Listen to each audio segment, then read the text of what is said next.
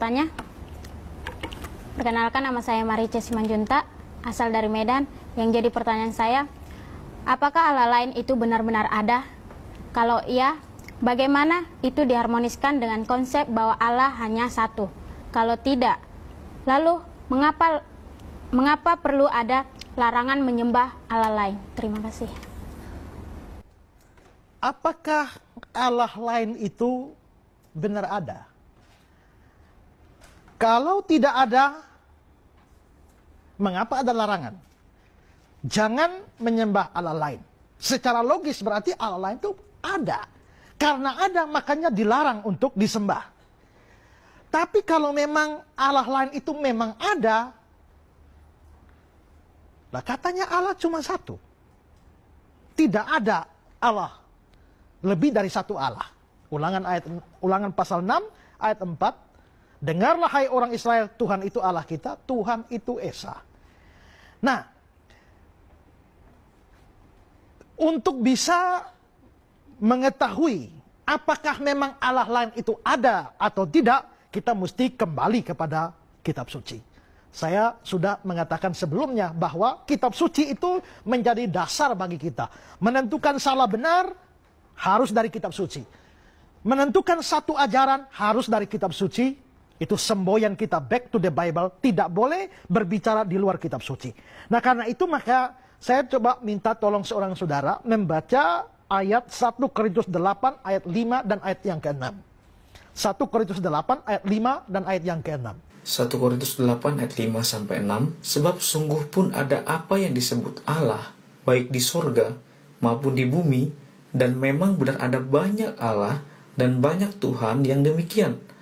Namun bagi kita hanya ada satu Allah saja, yaitu Bapa, yang daripadanya berasal segala sesuatu dan yang untuk Dia kita hidup, dan satu Tuhan saja, yaitu Yesus Kristus, yang olehnya segala sesuatu telah dijadikan dan yang karena Dia kita hidup.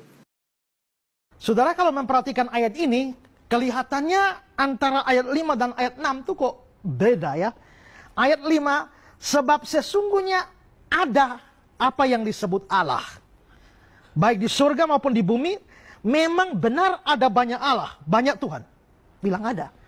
Tapi ayat yang ke-6, bagi kita hanya ada satu Allah saja. Kok kelihatan bertentangan? Tidak. Kalau saudara perhatikan di situ, kata Allah dan kata Tuhan di dalam ayat 5 itu diberi tanda kutip. Jadi yang benar itu adalah yang ayat 6. Hanya ada satu Allah saja. Jadi tidak ada Allah lain. Itu berarti bahwa Allah yang lain-lain itu tidak ada sebenarnya. Baal itu tidak ada. Asitoret itu tidak ada. Milkom itu tidak ada. Molok itu tidak ada. Tidak ada namanya Allah lain. Karena Allah cuma satu.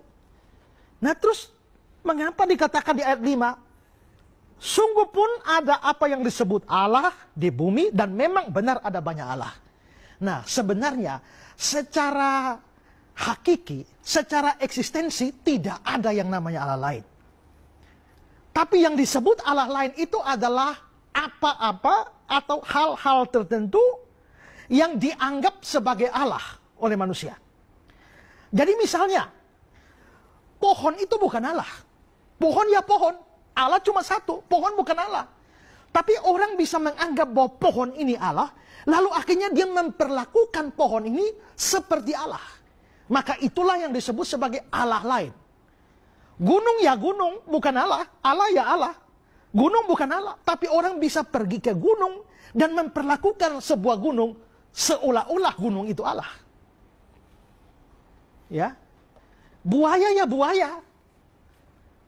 Binatang bukan Allah. Tapi orang bisa pergi kepada buaya, menganggap buaya itu Allah.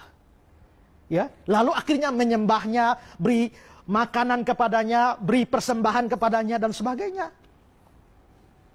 Saudara, orang India itu percaya bahwa binatang itu suci dan bisa jelmaan dewa. Maka sapi itu bisa dianggap sebagai jelmaan dewa.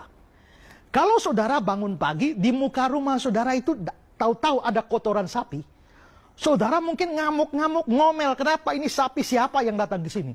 Tapi untuk orang India, kalau bangun pagi, ada kotoran sapi, bersyukurnya luar biasa. Kenapa? Itu berkat dari dewa. Ya, itu berkat dari Tuhan. Nah, sapi itu bukan Tuhan, bukan Allah. Tapi sapi menjadi Tuhan, menjadi Allah bagi mereka di dalam pikiran mereka. Jadi sebenarnya yang namanya Molok, yang namanya Baal, yang namanya Asitoret, dan lain-lain itu tidak ada dalam realita. Tidak ada sebagai satu oknum. Tidak ada sebagai sesuatu yang hidup. Tidak. Tapi itu hanya dalam pandangan para penyembah berhala diperlakukan sebagai Allah. Jadi kalau ditanya, loh, apakah Allah yang lain itu memang ada? Kalau bicara secara hakiki, secara eksistensi, tidak ada. Kenapa kok Alkitab melarang? Ya karena ada yang bukan Allah dijadikan oleh Allah oleh para penyembah berhala. Itu jawabannya.